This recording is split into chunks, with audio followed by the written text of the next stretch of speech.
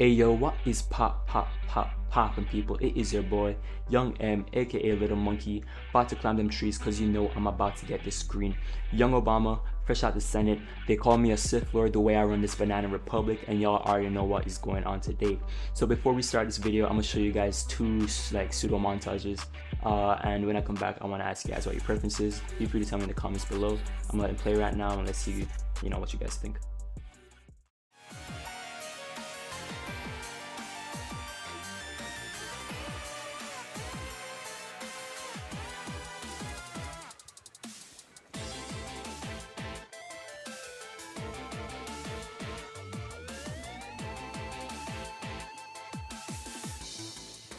Street with my niggas, we gorillas. I don't give a fuck where I am, I'm fucking villa. No, you can't hang, boy, you play, you vanilla. Fuck the 1% of crackers, man, cause I'm a nigga.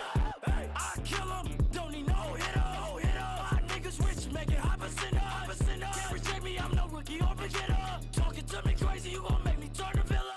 So if you guys preferred video 1 over video 2, I'm gonna have to assume two things. 1, you're straight up capping, or 2, you're just very nonchalant in your video preferences. But of course, you're supposed to pick video 2 namely because there is a lot of stuff that goes into it that makes it a much more immersive experience compared to 1, which is just a bunch of kills with some music played over it. So of course, the topic for today's video is how we can improve montage making, and I'm making this so as a community there is some kind of video that will hold your hand and just tell you how you can go about the process, what you can do to improve and overall just become better. So without further ado, let's jump into this. So the first part of the process that I wanted to touch upon is beat syncing. So for those of you who don't know what beat syncing is, or this is the first time you've heard of it, beat syncing is a basic technique to which you use to sync up audio clips to the music to which is playing. Now, beat syncing is a very effective tool to use because it namely puts the most important part of the montage, which is the music, and matching it with the clips can help make it a much more memorable experience. By making the clip feel like the audio was made for it, if somebody, especially those songs that you hear on the radio, if somebody hears that, they can just go back to a place where it's like, oh yeah, I remember seeing this in that one Splatoon montage, because it was that perfectly lined up, right? I've seen montages from Call of Duty from back in 2013 when I was super young, and I can still remember some of the shots and stuff, just because the music was that perfectly synced up with the game, right? So beat syncing is incredibly simple, but it is also quite complex. It's possibly one of the most time managing parts of the process. There are basic ideas to which you can do, such as having inkjet shots or blasted directs or charger hits line up exactly with the tempo of the beat, whenever there's a snap or a clap.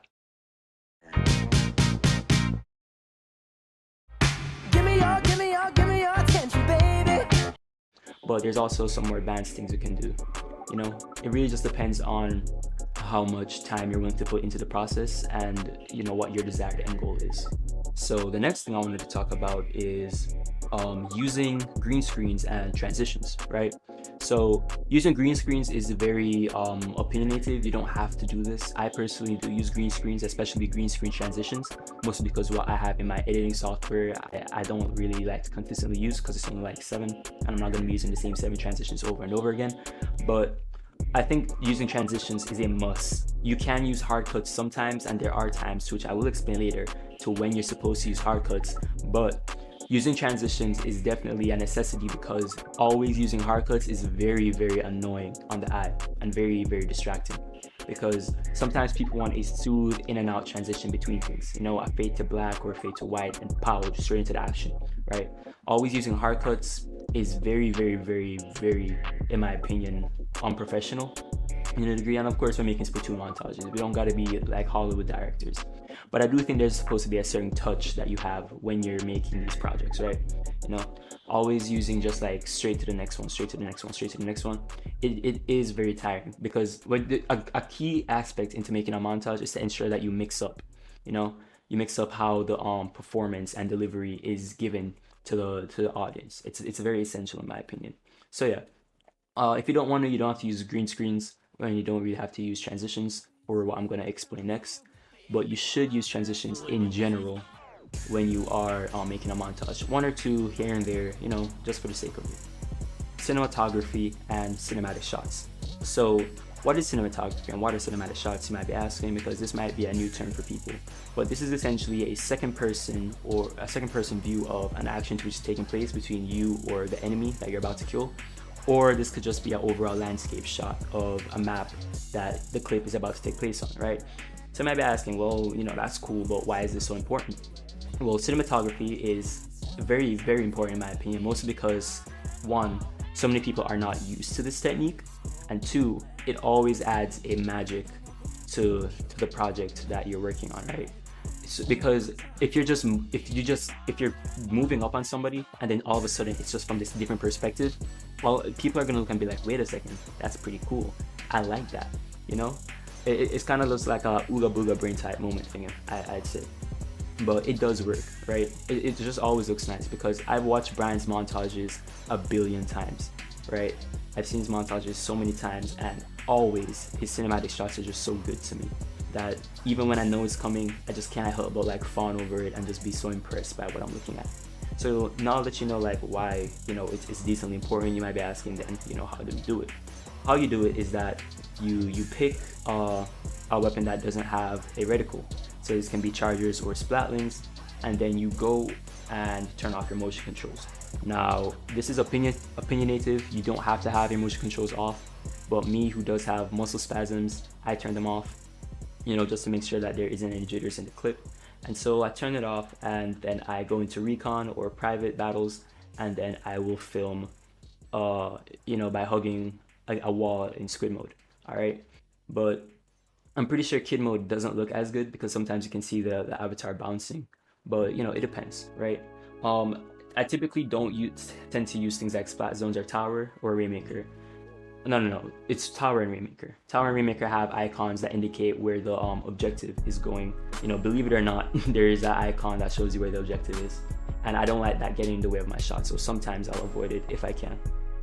Okay, so the final thing that I'm going to be talking about is storyboarding. So storyboarding is, you know, probably the hardest thing to do because this comes with experience, and it's also not exactly a necessity. This is more so if you're just like trying to make art or like a very good montage, you know? So this is like you coordinating the exact clip that comes and then what goes after that, stuff like that. And you know, again, this isn't a necessity if you're just trying to make a montage of you shooting stuff. You get me?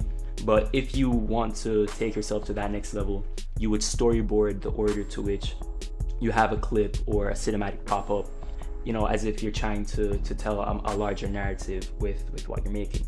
Brian has done this excellently. I believe the montage was Happy End of the World. I think it was a montage to which had him and Kiver. There was a lot of symbolism to which had shown, you know, him and Kiver drifting away and the differences between them. You know, it's a lot. It's a very good montage and it's a lot, but there's a lot to be learned from Brian, right? So that is, you know, essentially what I wanted to talk about today. I can't stress this enough. Please go watch Brian's videos on how he makes montages. I'll have them linked in the description. These are very important. These literally taught me so much. I want to say everything I know, but this has taught me a lot of what I know about becoming a editor for Splatoon Montages, right? So nothing but respect to Brian. He's like the all-father of Splatoon Montages. So, you know, shout out to him. Again, I hope this video has, you know, taught you something. The main purpose I'm making this is so that people can improve the techniques and, you know, everything about you know, the whole process. And, you know, if you found this helpful, please do you know, tell me in the comments, whatever. Make sure you share this with friends, anybody you know who's making a montage soon, you know, trying to get them to see this. Maybe it can help them improve last second. You know, so that's it. All right, so I'll see you guys maybe next week, 2 weeks from now. Have a good one. Listen, I'm defeating every nigga, shredded objects like you all brighter than the sky of a splat fest, turn into a trap of foam, all these holes in his chest. Can't you tell I'm the sauce, it's just the way I'm getting dressed. Mr. Grizz, I'm the boss, can better let me